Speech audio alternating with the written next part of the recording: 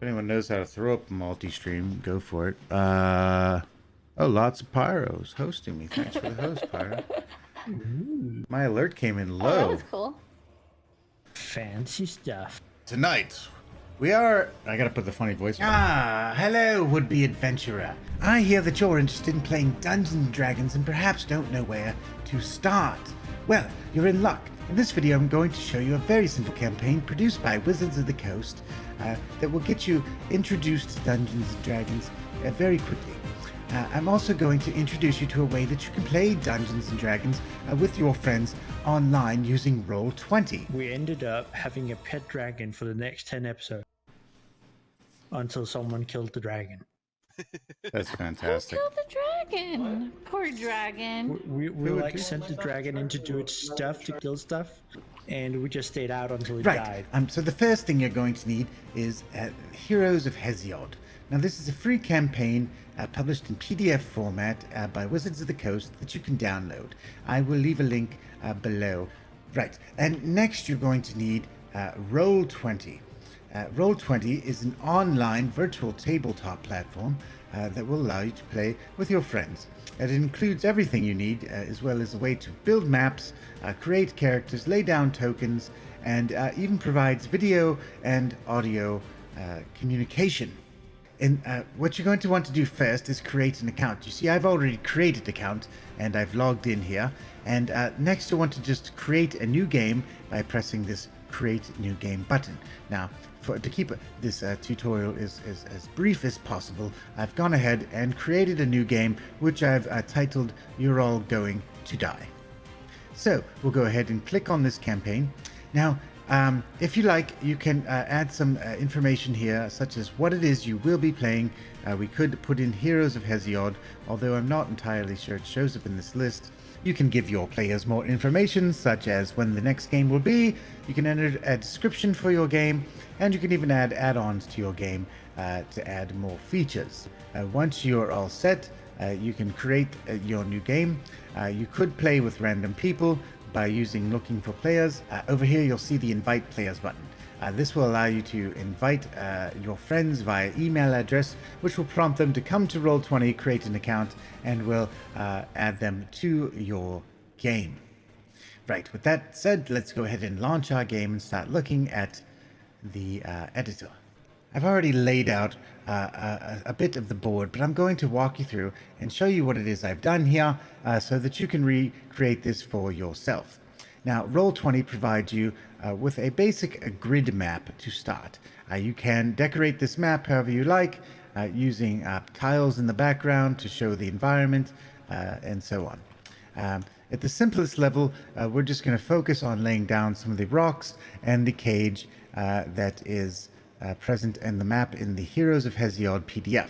How much of a introduction does everyone need to how we're going to play this game?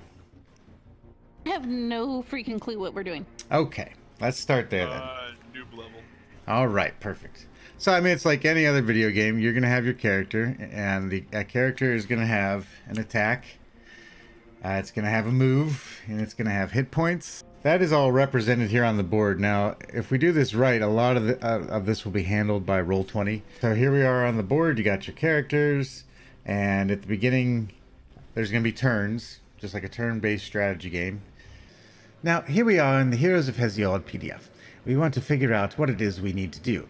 Now, this PDF will give you all the information regarding what this game is all about and what you need. Of course, you will need people.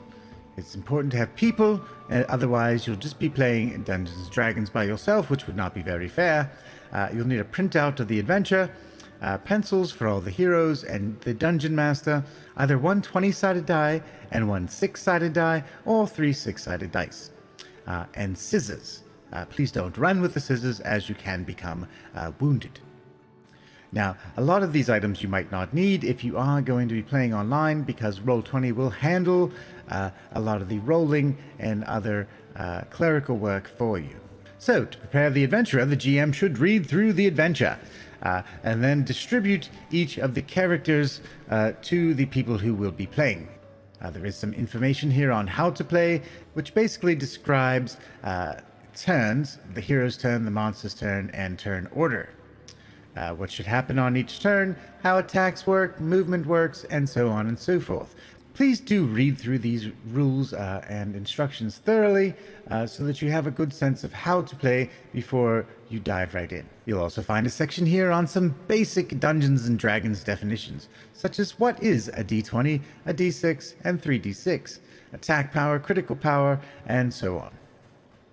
Ah, yes, now we come to the characters. So here we have Jorik, Evandol, Rain, I'm Ren, the barbarian. Yarrow, and Betalivitus, or Bet. We'll just call him Bet because that other name is very difficult to say. For our purposes, we're going to focus on creating Jorik so that you can see how character creation would work inside of Roll20. Right, so let's begin setting up in Roll20. Now, the first thing you'll want is these items to be here in your map. Now, the way I got those there is by navigating to this left-hand toolbar. And you'll see here different layers of your map. We want to make sure we are on the map and background layer. At this point, we can manipulate these rocks and barrels and other fine things. If we move over here to the upper right-hand side, we will see the art library. Now, the way I got these items was to simply type in barrel. You might want to check your filters to make sure you are on tokens. So if we search for barrel, we'll find several barrels that we can drag over here into our scene, just like this. You can then scale them down to take up the appropriate amount of space. Now, please do keep in mind that each one of these squares represents 5 square feet. So here we see the map provided by Heroes of Hesiod. We basically want to reproduce this map inside of Roll20. Now, if we look here, I have created a spectacular rendition of that map right here in Roll20 with everything set up as it should be. Next thing you're going to want to do is create a character. So in this case, we're going to create Jorik. So go again here and make sure you are on the Objects and Tokens layer. Now, at this point, you will not be able to manipulate your background elements any longer, but you will have access to a new layer where you can lay down character tokens. So in this case, I wanted to create Jorik, who is, of course, a fighter. So again, I went over to the art library, I typed in the word fighter, and that provided me with several bits of art that I could use for my fighter character. I drug this one in here. And if you gain access to other books through D20, such as the Player's Handbook, you will, of course, get access to more artwork, as well as other features that you can use in your campaign. So with our character token on the board, we want to create a character sheet for Jorik. We are going to simplify the standard Dungeons & Dragons Roll20 character sheet. Please keep in mind that when you're creating your game, you can add this character sheet to your game at the start, so it will be available for you, or you could add it after the fact if you wish. So we see here that Jorik has an armor class of 13, he has 5 hit points, a speed of 5, and what we have here is a description of his attack power. Now he's using a great sword, which does cleaving damage, 1d20 plus 4 or 3d6 plus 1. It deals 1 point of greatsword damage. Now for this campaign, we are using highly simplified rules and level 0 characters. So pretty much everything that happens will only do 1 point of damage. You choose to attack everything? You can't choose to attack everything unless okay. you have an attack that attacks everything. So then you got your current hit points and your hit point maximum, and that's also represented when you just click on your As you see, looking at Jorik, there is an opportunity to do special abilities. So he has a special power which we call Charge. If he's next to a monster at the start of your turn, and there's a monster within 7 squares of you, move up to it and attack, plus 2 bonus to your attack power roll. And of course, every character gets a critical hit. That means if you roll a natural 20, you get to roll 1d6 to do additional damage. So, to build out this simple character sheet, we're going to move into the upper right-hand menu here. We're going to go to Journal. Here we would click Add Character. And as you see, I've already got Jorik set up here. We're going to go ahead and click on him. In this case, I'm going to go ahead and click the edit button. And here we see Jorik. Now, so we have a slot here for his name. You could put this character into a player's journal. At this point, no other players are playing this game, so I will leave this alone for now until other players join. It can only be edited by, and here you could add, again, the player who will be controlling the character. You could add some tags if you like. In this case, I chose fighter just to make this easier to find later on if I should end up with a lot of characters. Now you have some fields here for bio and info, and here I simply typed in Jorik is the bravest of warriors. We do have these special powers to deal with, and we could set up an ability in the character sheet to mimic this, but just to keep things simple, I've opted to simply add this to the player's notes. And this will also give the player an opportunity to do something manually and get used to the mechanics of calculating together abilities and attack powers and such to yield a final result. With Jorik selected, we could, of course, I'm going to go ahead and remove this token for a moment. We could use the selected token. So you see I have the token selected on the board. I will use the selected token, and this has created a link between the token and the character sheet. Now I'll save those changes and move over to the character sheet. Now, when you first create a character, you will get an option to use an automatic character generator. This will walk you through all the steps of creating your character, taking a lot of the complexity out of the process. For our case, though, we just simply want a very simple character, so we're going to go ahead and build our character manually. Yes, it gets much more complicated. If you look at your character sheet, there's perks, you can specialize in things. You can obviously equip yourself with different armor. It gets very, very complicated. But this is just this is baby D&D. We'll start by adding our character's name, which of course is Jorik. Jorik is a fighter. He is level 0. We could type in race, which would be human. And now we just want to take those basic attributes that were listed on his character sheet and translate those over to the Roll20 character sheet. So we know that he has an armor class of 13, a speed of 5, and his hit points are 5. Now, the last thing you'll need to do in here is give Jorik an item. Now, Jorik is going to be attacking with a great sword. So if I were to go here into the items list or equipment list, I could add a great sword. And then up top here, I'm going to add a new attack by hitting this plus button. You see here, I've already created a great sword attack. Now, we are going to be trying to simplify this as much as possible. As you go through a character generator, it will ask you what equipment you want, and it will auto-populate this, but it also adds a lot of information which we are not going to be able to use, or which might mess up the simple rules outlined in Heroes of Hesiod. So we're going to enter in here manually. His attack is his strength +2. Now, for this, I have, of course, checked strength and constitution as his primary abilities, which will give them each a +2. The calculation here to get a 1d20 +4 will be handled by adding strength +2. The damage is going to be 1d1, and that's it. We'll click the cog here again to bake this down, and we'll see a fine representation of his attack, which is a great sword at +4 to hit, and it's going to roll 1d20. Now, the great thing about filling out a character sheet like this is that we can now automatically do our rolls. If I were to open the chat panel, which you can find in the upper right-hand corner, click on Greatsword, we will see that Jorik just missed horribly and most likely died. Let's try that again. There we go. Much better roll. In this case, Jorik would have hit. So you can see it's doing the calculation here of adding a d20 roll plus all the modifiers to give you a final value. Now you can see that 18 was the actual dice roll, and then it's adding the modifiers after. If that actual dice roll had been 20, that would be a critical, and you could roll an additional 1d6 damage. And this is pretty much everything we need. Your players can go ahead and fill out a bio if you want to get more into the role-playing aspect of it.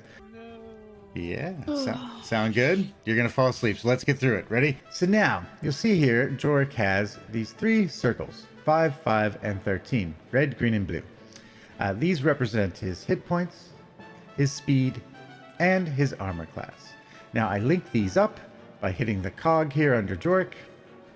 It's going to open up this edit token window, and here we can say it represents the character, which is in our journal, called Jorik. Then we can go to the right-hand side of these bars, and we can associate each one of those bars with an attribute. So in this case, I chose speed, here I chose armor class, and then finally hit points.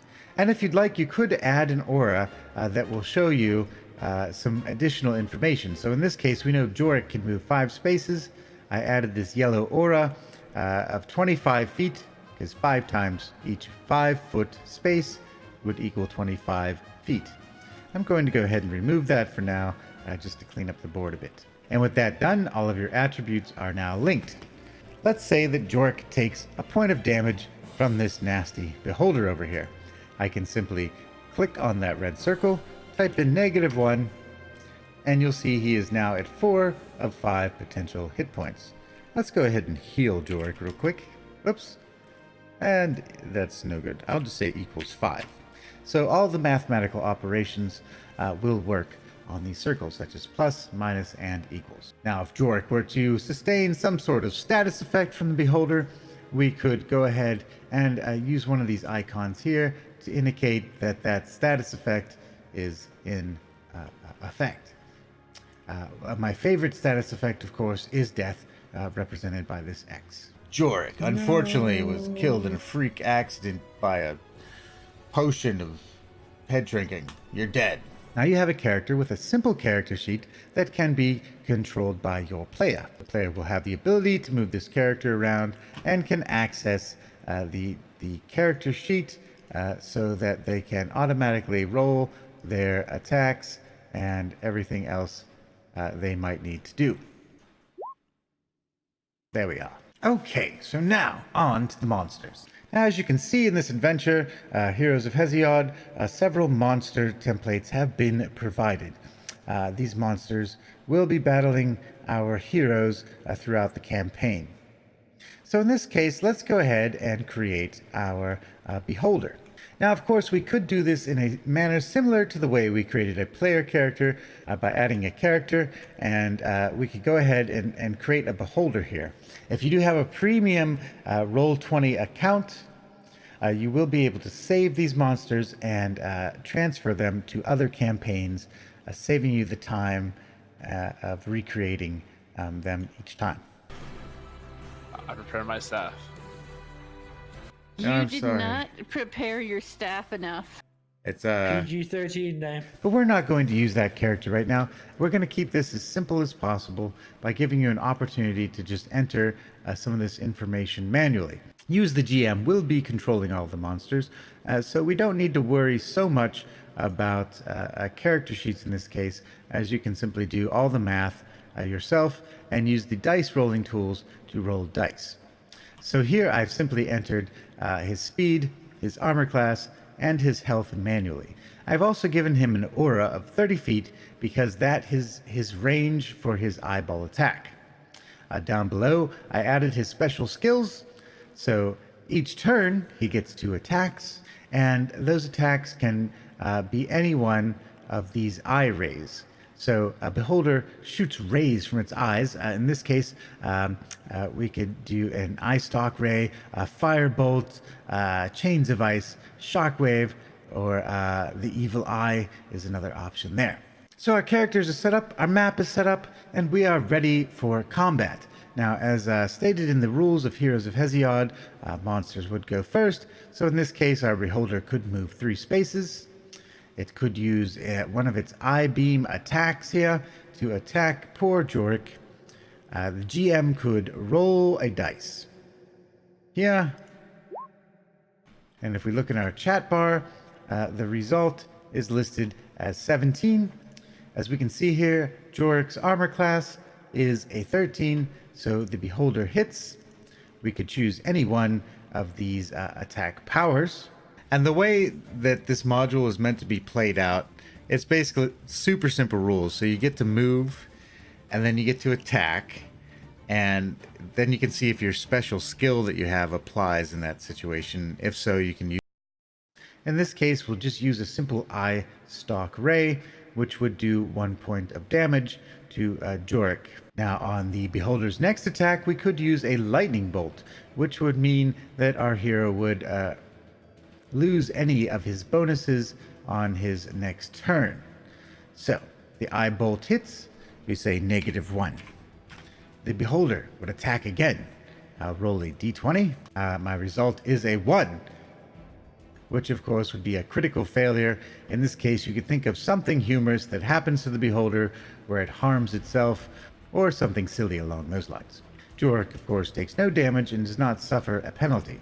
But let's say that lightning bolt did hit, then Jorik would take another point of damage, and on his next turn he would lose his bonuses to attack. So you could use some kind of marker here just to indicate that. Now, the problem here is we are going to have to calculate that bit manually. So we see when Jorik goes to roll the next turn, he swings his greatsword.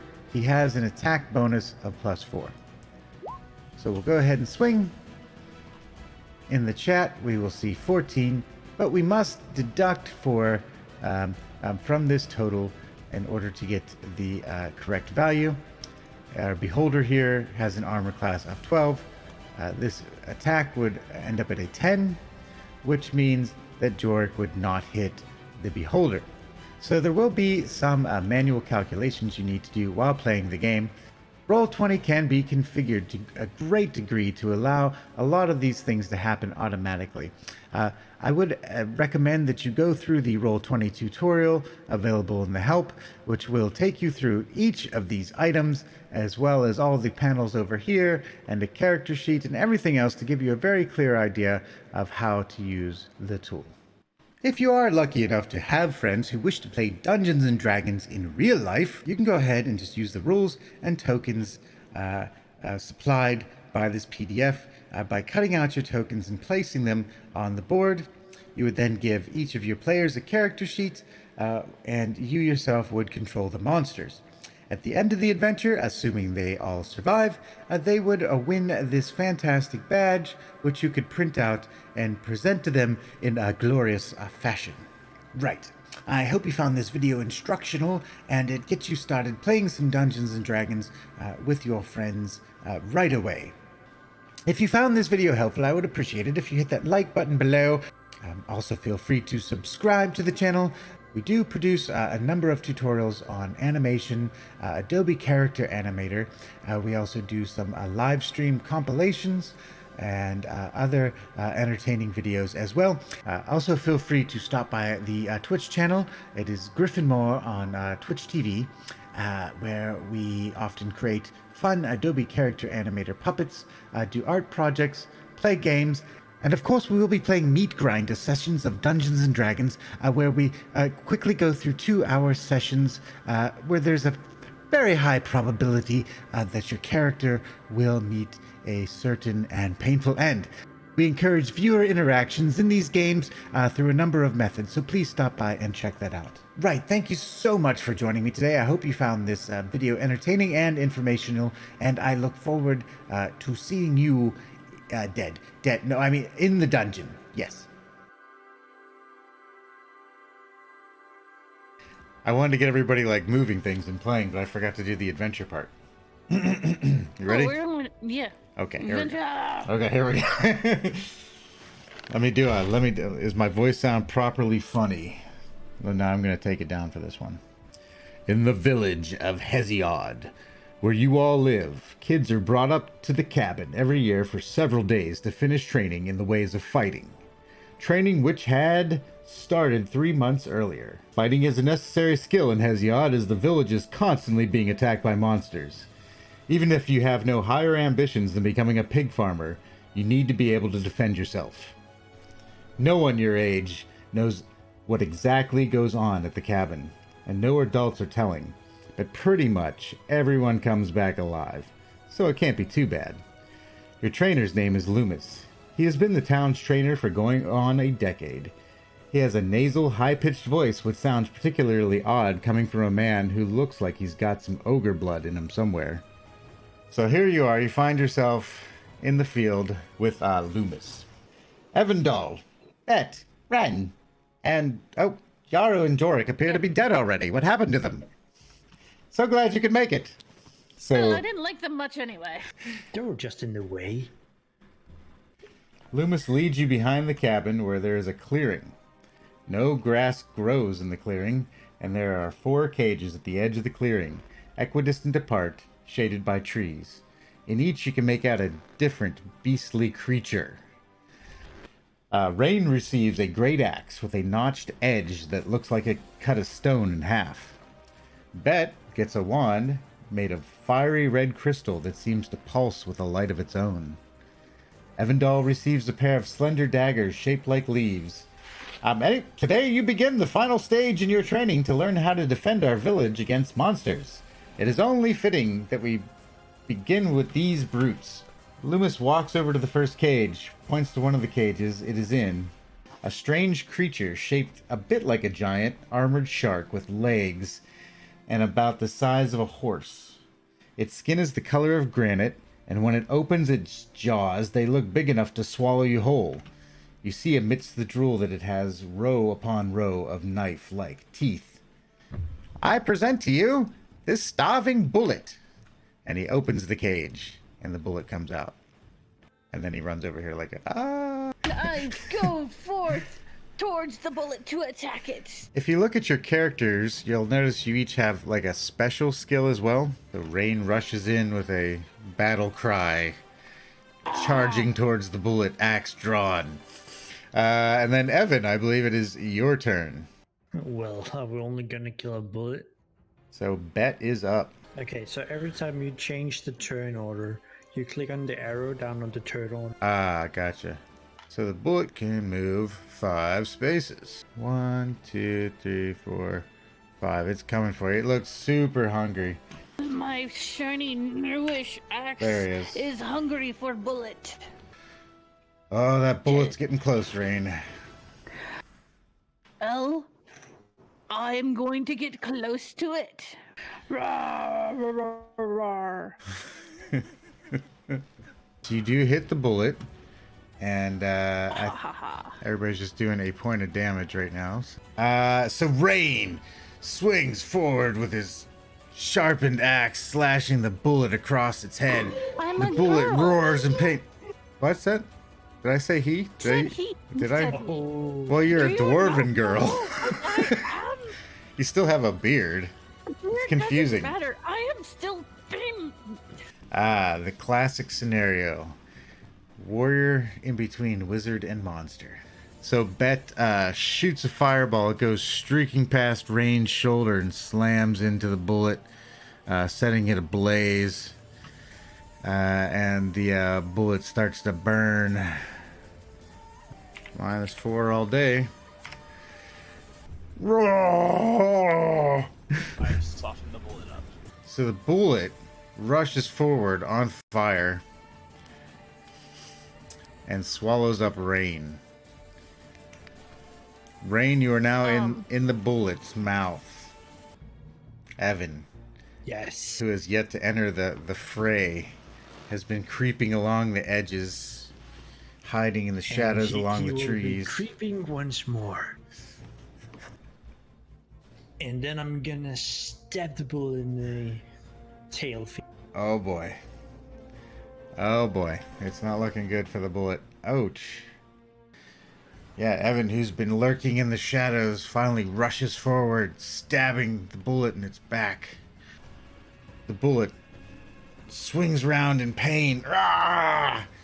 The flames just now, like, diminishing from around its body. Bet shoots forth another fireball, once again slamming into the bullet's face. And the bullet falls over dead. Fireball. That the baby shark. Take that.